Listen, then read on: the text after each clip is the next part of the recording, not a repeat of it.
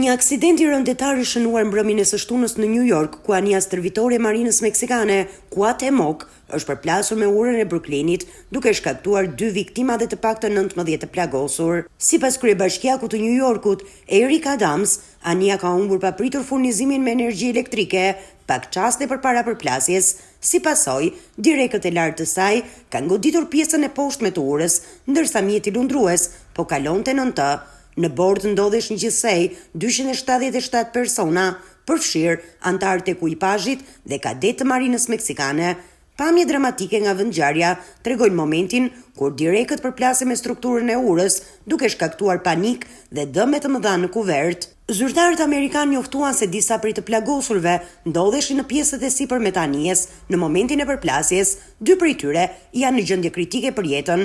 Hetimet mbi shkaqjet e aksidentit janë në vijim, ndërsa autoritetet kanë nisur analizën e sistemit të navigimit dhe sigurisë anijes.